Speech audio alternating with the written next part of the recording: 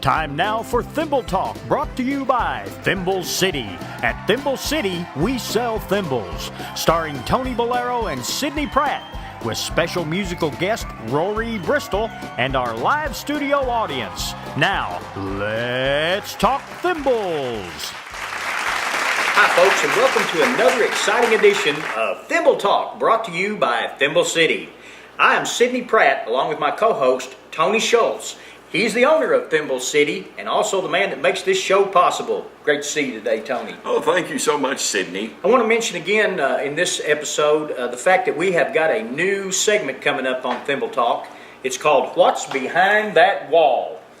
What we're going to do is we're going to let the audience, you, the audience at home, participate in this. We're going to ask some questions. Well, we're not going to ask questions. We're going to show small segments of a prize that's behind this wall.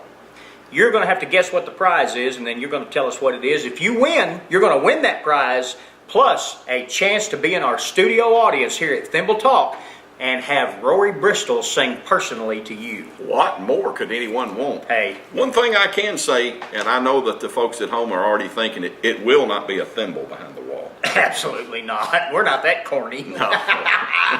Anyway, right now, let's get right into it and with our own Rory Bristol.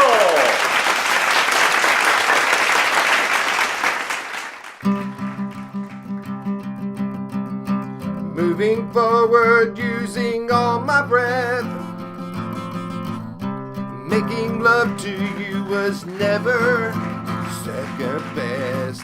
I saw the world thrashing all around your face, never really knowing her missionless. I'll stop the world and melt with you.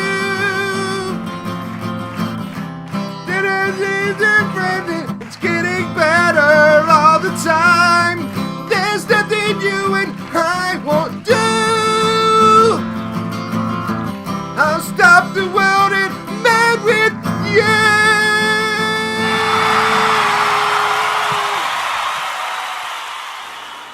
Tony, we have a lot of people write in with a lot of different questions. So many now in this short period of time that we're unable to get them all in every segment. So we're going to do this a little at a time. A lot of people are asking about tours of Thimble City.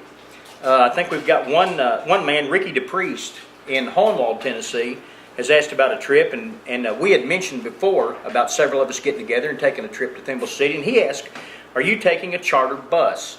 I'll bet the thimbles are beautiful this time of year.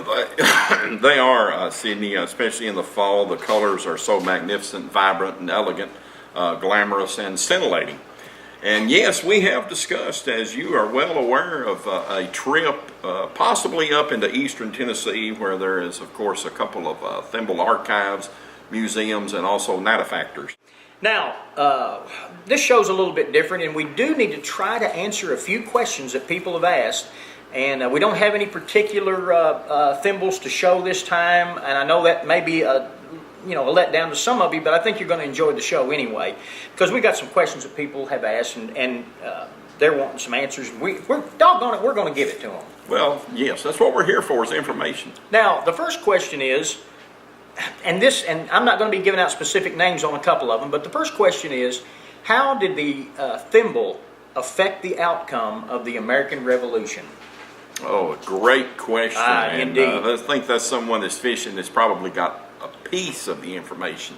Now, what happened, Sidney, is that Paul Revere, you're familiar with Paul Revere, the Midnight Ride of Paul Revere. Made them plates and stuff later on, wasn't it? Silverware and things of that nature. He rode on a horse without a head.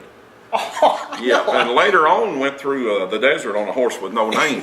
But what happened is that Paul Revere and some of his friends, his manly friends, were sitting at his home one night, and they were doing some quilting. And of course, all of them were using thimbles of a specific nature. And Paul somehow got noticed through the dinging of a thimble that went from house to house to house, and they were signaling on a symbolic symbol type thimble.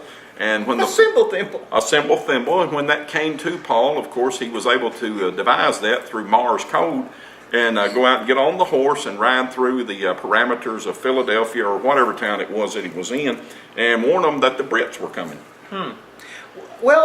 So had it not been for the thimble, there would be no America? There would have been no revolution, so I assume we would maybe have been a part of Canada or Mexico. Here I have lived all this time and had no idea Yes. the relevance and the importance of, Right.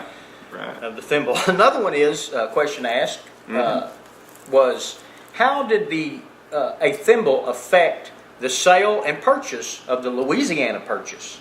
Well, actually, what they were doing, there were some Americans who were gambling with Spaniards, and instead of using chips or money or anything, they were playing with thimbles. Where did all the thimbles come from? Well, the Spaniards had them. They had them made in Toledo, Spain.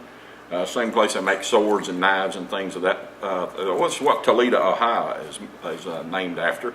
And they I were thought in it was Toledo. Well, they were in a casino, and they were down in Biloxi playing cards at a casino down at Biloxi, and they were gambling their thimbles, and the Americans wound up winning all the thimbles, and the Spaniards were in dismay and despondent over the fact, and they wound up trading us the great part of Louisiana for their thimbles back.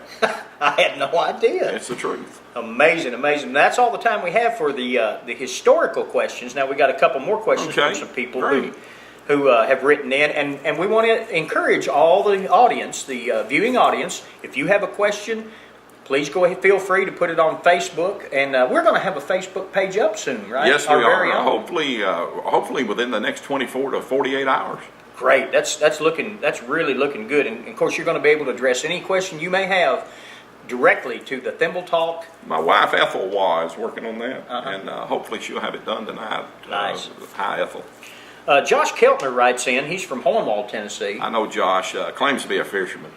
Will the Puerto Rican thimble protect me from the bite of a water dog? There is nothing, Josh, and I've already told him this, whether it be a Puerto Rican, a Guatemalan, a Polish thimble, or even the Korean thimble. Nothing is going to protect you from a water dog. A water dog is the spawn of Satan. It's also known as a hellbender. That's what the TWRA calls it. So steer clear of a water dog and quit trying. Get over your infatuation with hoping to discover one. If you see one, run from it. What does the thimble protect you from? Any kind of a wildlife? Everything except a water dog. I see. Wow, great answer and good question, Yes, Josh. thank you, Josh. Chris Fothergill Brown, and I'm going to tell you something. This is really kind of exciting to me. This question comes from Ontario, Canada. A good friend of mine. We used to wrestle together. Really? Yeah, back in the day. We were masked men. This question comes The high to you. karates. High karates. Yes. This question comes to you from a Canadian thimble enthusiast. He writes, does it concern you with the recent retirements of the money sack and iron that Monopoly will attempt to phase out the classic thimble? What can we do to preserve its place? I would prefer to avoid violence, but am not opposed to a little fisticuffs if that's what it takes. That's our Canadian friends for you. Let me tell you something. They've got a spine up in Canada. You've seen Dudley Do-Right in action.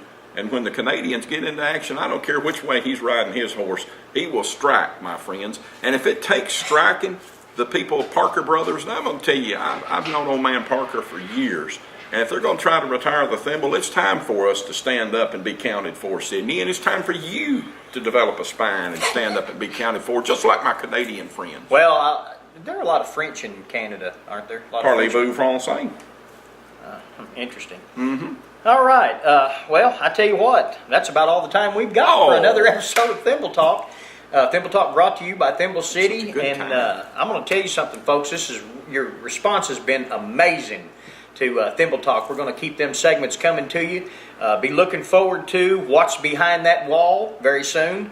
And many, many other items coming up on Thimble Talk. And we want to ask the old question once again. What makes a thimble special? You do. Don't, here's put a thimble on your list at Thimble City. We sell thimbles. At Thimble City, we sell thimbles. Thimble City.